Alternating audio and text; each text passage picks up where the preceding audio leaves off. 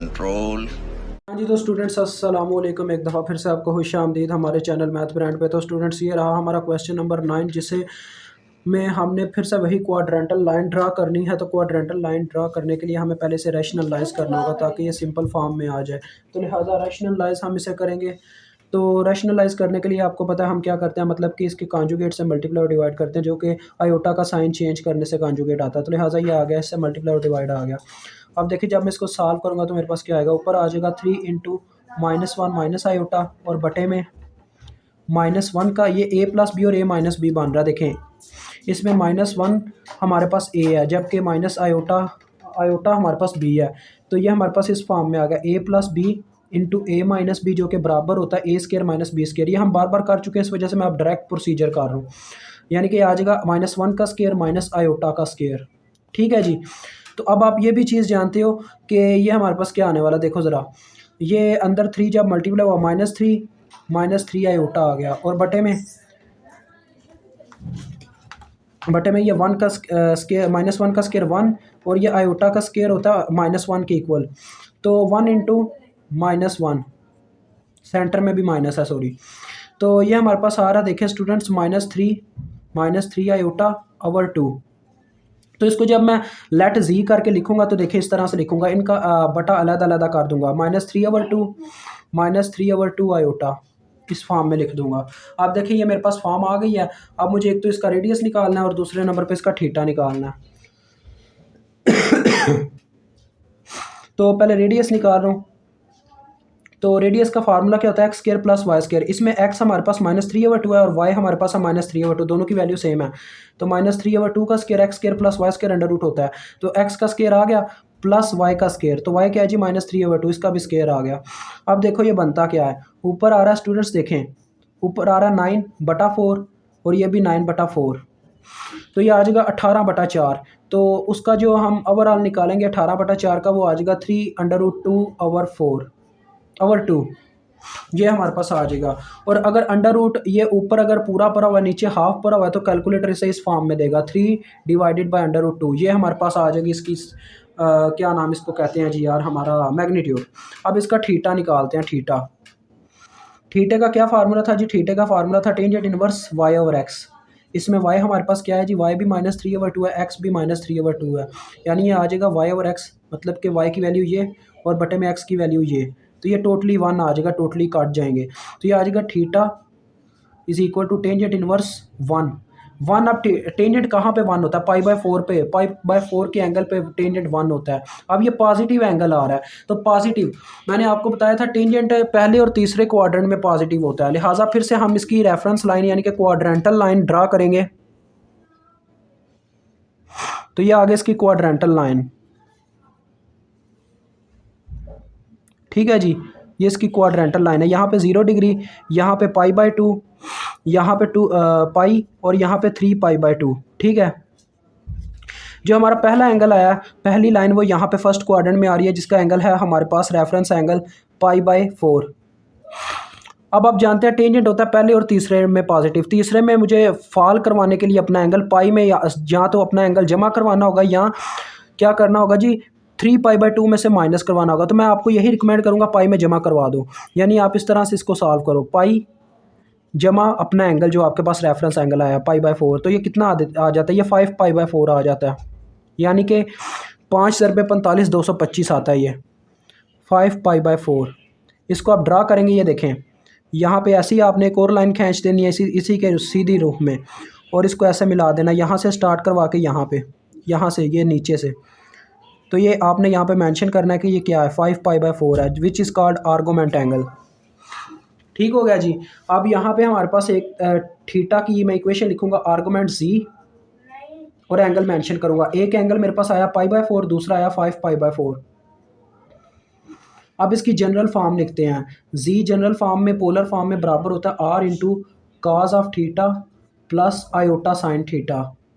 तो देखें पहले θ1 पुट करें, फिर θ2। तो ये आ जाएगा, देखें r की वैल्यू तो कांस्टेंट है 3/√2। तो काज π/4 पहले आएगा प्लस आयोटा साइन π/4। फिर दूसरी दफ़ा मैं पुट करूँगा, दूसरी मतलब कि दूसरा एंगल, r की वही वैल्यू होगी 3/√2। ठीक है जी। तो इसमें आ जाएगा cos 5 पाई/4 प्लस आयोटा साइन पाई/4, 5 पाई/4। तो ये आपका आंसर आ चुका है जी क्वेश्चन नंबर 9 का। क्वेश्चन नंबर 10 जो है वो आपको नेक्स्ट पेज पे हल करके दिखाते हैं। तो स्टूडेंट्स ये आपके सामने आ गया क्वेश्चन नंबर 10, यानी कि क्वाड्रेंटल लाइन का लास्ट क्वेश्चन है ये। इसके बाद आपको क्वाड्रेंटल लाइन से निपटना नहीं पड़ेगा। तो देखो सबसे पहले इसका मतलब कि हमने बटा ख़त्म करना है, तो रैशनलाइज करेंगे। बटे में आयोटा है तो √3 माइनस आयोटा से मल्टीप्लाई और √3 माइनस आयोटा से डिवाइड। इसका रैशनलाइज कर दिया मैंने। तो देखो क्या होगा, ऊपर तो आ जाएगा 12 into √3 minus iota, as it is पहले रहने दें। और बटे में आ जाएगा देखिए a प्लस बी और a माइनस बी फिर से, यानी कि √3 का स्क्वायर, a का स्क्वायर माइनस b का स्क्वायर। b के लिए क्या है, आयोटा का स्क्वायर। तो देखो स्टूडेंट 3 का स्क्वायर आएगा, ये √3 का स्क्वायर 3 आ जाएगा, और आयोटा स्क्वायर चलो करके दिखाता हूँ थोड़ा बहुत।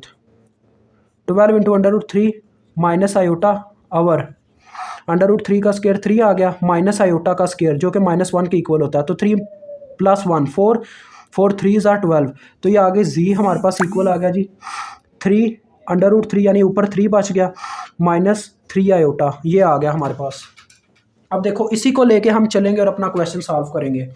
सबसे पहले मैं इसका रेडियस निकालूंगा, यानी कि मैग्नीट्यूड निकालूंगा। मैग्नीट्यूड का क्या फार्मूला होता है, x² + y²। इसके लिए ये x है और y है -3, इस फॉर्म में होता है हमारे पास। ठीक है, इस दफ़ा तो मैंने फॉर्म भी लिख दिया। तो देखो x का स्क्वायर यानी कि 3 √3 का स्क्वायर प्लस y का स्क्वायर यानी कि -3 का square, r is equal to 3 का स्क्वायर 9 होता है और √3 का 3 होता है। 9 3 बार कितना हो गया, 27, और 3 का स्क्वायर ये भी 9 हो गया। तो लिहाजा ये आ जाएगा 36, 36 का अंडर रूट होता है 6। तो ये आ गया हमारा रेडियस यानी कि मैग्नीट्यूड। अब हम इसका थीटा निकालेंगे। थीटा का फार्मूला होता है हमारे पास टेंजेंट इनवर्स y/x। अब देखिए इसमें y क्या और x क्या है। टेंजेंट इनवर्स y हमारे पास है -3 और x है हमारे पास 3 √3।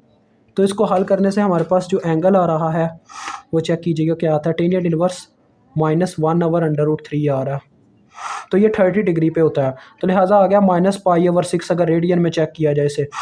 तो अब ये स्टूडेंट्स देखें एंगल आया नेगेटिव। टेंजेंट किस किस क्वाड्रेंट में हमारे पास नेगेटिव होता है, दूसरे और चौथे में। हमने इसको दूसरे और चौथे में लाई करवाना है। अब क्वाड्रेंटल लाइन का टाइम आ गया।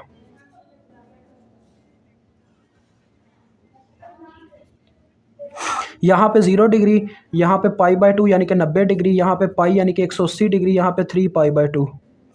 अब देखो सबसे पहले बात की जा रही है कि टेंजेंट हमारे पास नेगेटिव किस किस क्वाड्रेंट में होता है, दूसरे और चौथे में। ठीक है, यानी इसमें हमने लाई करवाना अपनी लाइन को। तो -π/6 तो वैसे ही इसमें लाई कर गया, क्योंकि यहाँ से एंगल शुरू होता है तो प्लस में होता है तो ऊपर जाता है, लेकिन माइनस में नीचे जाता है। तो ये इस जानिब चला गया, इसकी लाइन हम ऐसे खींच देते हैं। ये हमारे पास आ गया -π/4। ठीक है, चौथे में तो लाई करवा दिया हमने, अब हमने दूसरे में लाई करवाना।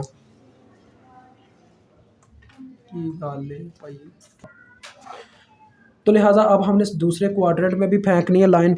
तो दूसरे क्वाड्रेंट में लाइन फेंकने के लिए हमें π/2 में π/6 को प्लस करवाना होगा।